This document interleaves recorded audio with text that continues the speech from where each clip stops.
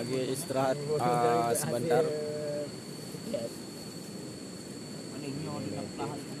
Wow, banyak kali ini. Banyak kan?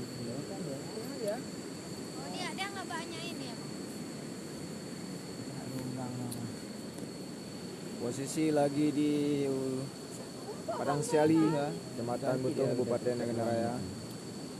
Sedang melakukan Dia sejajar sebuah ini kegiatan dia sejajar dengan ini dia. di alam rimba. Dinding ini. Dengan lebih dari dinding tu. Itu lapur. Lebih dah. Apinya langsung ngembang apinya. Dah, itu.